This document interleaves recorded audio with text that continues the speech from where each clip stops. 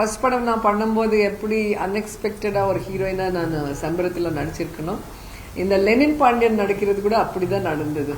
ஏன்னா நான் ரொம்ப வருஷமா பாலிடிக்ஸ்ல இருக்கிறதுனால, ஃபுல் டைம் சர்வீஸ் பண்ற மோட்டிவ்ல இருக்கிறதுனால படங்கள் நான் பண்ணல.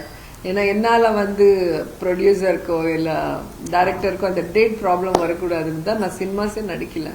ஒன்லி டிவியில் தெலுங்குல சில ஷோஸ் அண்ட் தமிழில் சில ஷோஸ் ஹோஸ்ட் பண்ணியிருக்கேன், ஜட்ஜாக பண்ணியிருக்கேன்.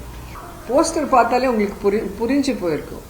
ஸோ எவ்வளோ ஹார்ட் டச்சிங்காக, எவ்வளோ ஒரு வில்லேஜ் பேக்ராப்பில் ரொம்ப வருஷம் சிட்டியில் எல்லாம் பிஸி லைஃப்பில் திருப்பி ஒரு வாட்டி உங்கள் எல்லாருமே எல்லாரையும் நாங்கள் அந்த வில்லேஜுக்கு கொண்டு போய் அந்த வில்லேஜில் இருக்கிற ஒரு ரியல் லவ், ரியல் அந்த அஃபெக்ஷன், அந்த எமோஷன்ஸ் எல்லாம் உங்களுக்கு காமிக்கிற ஒரு இதுவே இந்த லெனின் பாண்டியன்.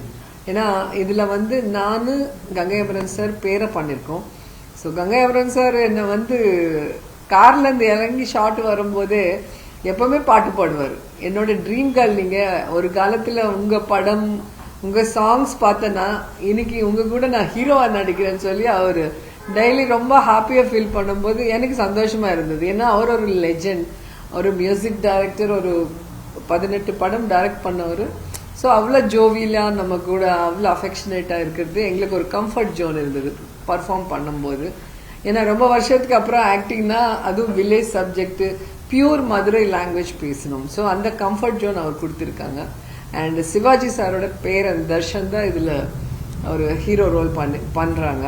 ஸோ அந்த பையனும் அந்த சிவாஜி ஃபேமிலிங்கிற பெண்டா இல்லாமல் எங்கள் எல்லாரும் கூட ஒரு நியூ கமர் எப்படி இருப்பாரோ அந்த மாதிரி எங்கள் கூட உட்காந்துட்டு, ஸோ ரிஹர்சல் பண்ணும்போது, சாப்பிடும்போது, ஸோ ஷார்ட் பண்ணும்போது எங்கள் கூடவே இருக்கிறது எங்களுக்கு பிடிச்சிருக்கு. ஏன்னா இப்போ இருக்கிற ட்ரெண்டில் நீங்கள் பார்த்துருப்பீங்க, அவங்கவுங்க கேரவானில் போய் உட்காந்துருவாங்க.